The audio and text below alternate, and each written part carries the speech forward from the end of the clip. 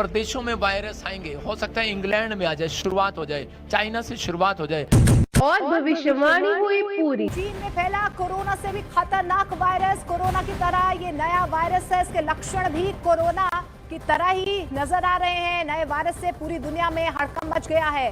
कई जगह प्रदेशों में वायरस आएंगे, चाइना से शुरुआत हो जाए। चीन में फैला कोरोना से भी खतरनाक वायरस। चीन में नए वायरस ने हाहाकार मचाया है। नए वायरस की वजह से चीन में आपातकाल जैसे हालात हैं। वायरस की वजह से अस्पतालों के बाहर भारी भीड़ जमा हो गई है। आपको बता दें कि नया वायरस कोरोना वायरस जैसी ही संक्रामक और जानलेवा है। तो वही रिपोर्ट में बताया गया है कि चीन में मल्टीपल वायरस ने अटैक किया है और नए वायरस का नाम आपको बता दें कि HMPV यानी कि ह्यूमन मेटान्यू। हाँ, ये भविष्यवाणी मेरे लिए, हाँ ये वचन मेरे लिए।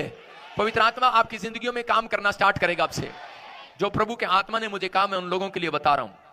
और इसी समय अपने हाथों को उठाऊं, परमेश्वर में धन्यवाद करता हूं सच में पवित्र आत्मा जी, उन लोगों के लिए जो इस समय ऑनलाइन जुड़े हुए और सुन रहे हैं कि प्रभु आप 2025 में इनके लिए क्या करने के लिए जा रहे हैं। यीशु मसीह के नाम में प्रभु ने मुझे कहा कि अब इसी समय अगर तुम 2025 में बने रहे तो तुम प्रभु के प्रेम को देखने पाओगे। आमीन। प्रेम का मतलब ये नहीं होगा 2025 में, प्रेम आपको दिखाई देगा 2025 में सुरक्षित होंगे यीशु मसीह के नाम में। आपको पता लगेगा कि प्रभु ने आपसे प्रेम रखा है। बहुत सारे लोग इस बात को जान लेंगे कि प्रभु का प्रेम यहाँ पर है। प्रार्थना करने वाले लोगों को पवित्र आत्मा 2025 में फेवर करेगा यीशु मसीह के नाम में। 2025 में तुम लोगों की समस्याओं को कुचला करोगे, कुचला करोगे। मैं से कुछ जवान देख रहा हूं। पवित्र आत्मा ने मुझे कहा कि बहुत सारे औरतें, बहुत सारी बहनें, बहुत सारे भाई लोग, वो कह रहे हैं लोगों की समस्याओं को कुचलने वाले हो जाएंगे यीशु मसीह का नाम में। जिनका नाम PVF और YRSTM सुने पहले, और N और O और G से और B से, उनका फाइनेंस 2025 में बढ़ता चला जाएगा। आप होंगे वो सबसे पहले। परमेश्वर का आत्मा काम करेगा और बहुत सारे लोगों के जीवन में वो आशीष उतरेगी। लेकिन कब करे कि जब आप बाइबल पढ़ने वाले होंगे, प्रार्थना करने वाले होंगे यीशु मसीह के नाम में।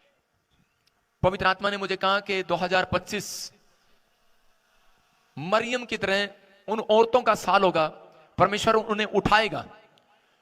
औरतें सबसे ज्यादा सुसमाचार सुनाएंगी।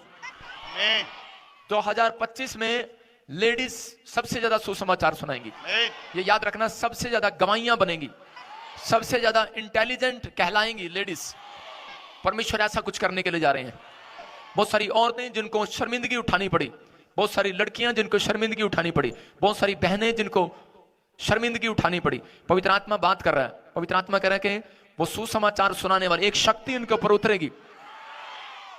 उनके ऊपर परमेश्वर का आत्मा बड़ी तेजी से काम करेगा और वो बड़े बड़े काम करेंगे यीशु मसीह का नाम में। 2025 में वो कैमरे में दिखाई देंगे एंजल, आपकी आंखों के कैमरे में नहीं। परमेश्वर का आत्मा आपसे बात कर रहा था कि वो लोग जो संसारिक लोग नहीं जानते स्वर्गदूतों को, वो देखेंगे कि व्हाइट कपड़ों में स्वर्गदूत घूम रहे हैं यीशु मसीह के नाम में। जो लोग God bless you all of you. आज के सुंदर समय में हम परमेश्वर की उस योजना को जो हम पर प्रकट किए उसके विषय में हम बात करना चाहते हैं। तो सबसे पहले हम ये बात करना चाहते हैं कि जो लोग परमेश्वर के जीवन में आ जाते हैं, उनके जीवन में परेशानियां और रुकावटें और बंधनें क्यों सबसे ज्यादा उनको नजर आने लग जाती है, और वो क्यों इस समस्याओं में ही उलझे रहते हैं जबकि परमेश्वर उनके सामने खड़ा रहता है। आज हम देख रहे हैं कि जहां जहां पर चर्चेस हैं, जहां जहां पर आप वीडियो के द्वारा देख पाते होंगे, लोग अपनी चंगाइयों को पा रहे हैं, अपनी छुटकारा पा रहे हैं। और मैं ये भी चाहता हूं कि हम सब परमेश्वर को करीब से जाने, हम परमेश्वर के उस वचन को जाने जो परमेश्वर ने हमसे हमारी आत्मा में रखा है, हमारे हृदय के अंदर उसने वो बीज डाला है। तो आज उसी विषय में आपसे बात करना चाहता हूँ मेरे भाइयों और मेरी सिस्टरों, कि हम लोग जब परमेश्वर के वचन को पढ़ते हैं और उस पर अमल में लाने की कोशिश करते हैं, तभी हम अपने उद्धार को देख पाते हैं।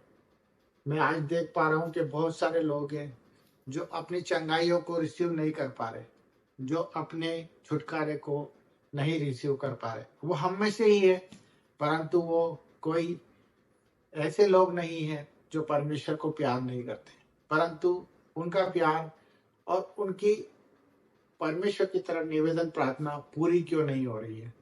मैं इस विषय में आपको बताने जा रहा हूँ कि कौन से वचन उनके लिए वो काम करते हैं और वचन किस तरह से उनके जीवन में कारीगर होते हैं और किस तरह से वचन उनके जीवन में प्रकट होते हैं और वो उद्धार के मार्गों पर चल पड़ते हैं और वो दूसरों के लिए गवाही बनते हैं। तो मेरे भाई बहनों, आज के इस विषय को लेकर मैं आपसे चाहता हूं कि आप मुझे प्रोत्साहित करें और कोई गलती हो तो क्षमा करें और परमेश्वर के इस वचन के अनुसार मुझे समझाएं और मैं उस पर ध्यान लगाऊं। तो सबके लिए हम लोग प्रार्थना भी करते हैं और उन विषयों के लिए हमें परमेश्वर की ओर से जो हमारे भाइयों हमें रिक्वेस्ट भेजते हैं, हम उस पर अपना परमेश्वर से प्यार प्रकट करने की कोशिश करते हैं। तो मैं इस बात के लिए आपको आज अवगत कराने वाला हूँ कि जिस तरह से हम परमेश्वर के जीवन में आ गए और चुन लिए गए, ये हमारी ओर से नहीं हुआ है। सबसे पहले हम इस चीज को जान ले कि जो परमेश्वर का वचन है कि मैंने तुझे चुना है, तूने मुझे नहीं चुना है। तो इस बात का हम ध्यान दें कि अपने जीवन का, अपने भविष्य का, अपनी चिंताओं का सबसे पहले हमें नकारा करना है और अपने भविष्य के बारे में, अपने कल के बारे में चिंता करना छोड़ देनी है। क्योंकि परमेश्वर का वचन यही कहता है कि हम कल की चिंता करेंगे तो हम परमेश्वर के खिलाफ होंगे। हमें कोई चिंता नहीं करनी क्योंकि हमने परमेश्वर को नहीं चुना, परमेश्वर ने हमको चुना है। तो मेरे भाई बहनों, सबसे पहले इस चीज पे गौर करने का हमारे लिए परमेश्वर ने ये वचन को प्रकट किया है। दूसरा वचन जो मैं आपको बताना चाह रहा हूँ वो ये है कि वचन जब तक दो धारी तलवार नहीं बन जाता, जब तक वो कारीगर नहीं होता, वो काम में नहीं आता, तब तक वो एक वचन ही कहलाता है। परंतु वो कब प्रकट होता है? जिस तरह परमेश्वर का दृष्टांत है कि बीज जब तक तुम अच्छी भूमि पे नहीं उपजाओगे, जब तक फसल नहीं बनेगी। तो उसी प्रकार परमेश्वर का वचन भी यही कहता है कि आप अगर वचन पढ़ते हैं और सुनते भी हैं, पर जब तक अपने हृदय में उसको जगह नहीं देंगे और उस हृदय से आपके अंदर वो आवाज नहीं आने लगेगी, तब तक आपका उद्धार नहीं हो सकता। तो हम वचन को पढ़े, वचन को सुने, परंतु वचन को हृदय में डालने की कोशिश करें।